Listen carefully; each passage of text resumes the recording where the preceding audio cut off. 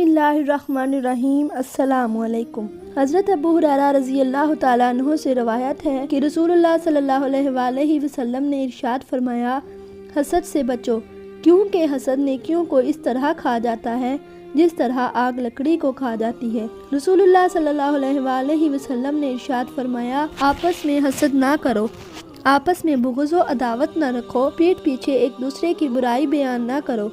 ए अल्लाह अज़्ज़ व जल के बंदो, भाई भाई बन कर रहो। हज़रत उमर बिन अब्दुल अज़ीज़ रज़ी अल्लाह तआला अन्हु फरमाते हैं कि मैंने हासिद से बढ़कर किसी जालिम को मजलूम के साथ ज़्यादा मुशाबा नहीं देखा, क्योंकि हासिद को हमेशा गम रहता है। माचिस की तीली का सर तो होता है मगर उसका दिमाग नहीं होता, इसीलिए ज़रा सी रगड़ पर भड़क उठती है मगर अंजाम अपनी ही आग में जलकर ख़त्म हो जाती है।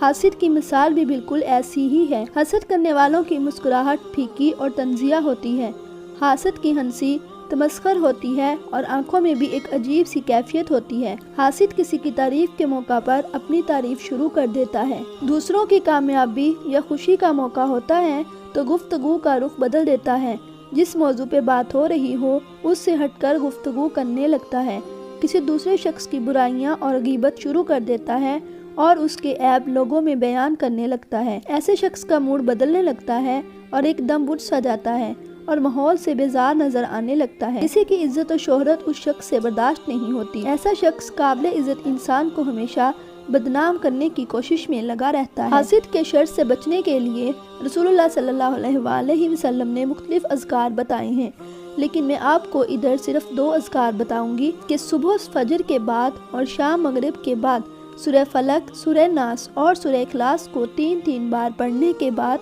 ये दुआएं 3-3 दफ़ा पढ़ें। इंशाअल्लाह आप हासिद के शर से और शयातीन के शर से महफूज रहेंगे। पहली दुआ है, बिस्मिल्लाहिल्लज़ी ला यज़ुर्रु मास्मिही शैउन फिल अर्ज़ि वला फिस समाई व हुवस समीउल अलीम। दूसरी दुआ है, आऊज़ु बिकलिमातिल्लाहि ताम्माति मिन शर्रि मा खलक। इसके अलावा आप सुबह और शाम के अज़कार को पढ़ने का मामूल बनाएं।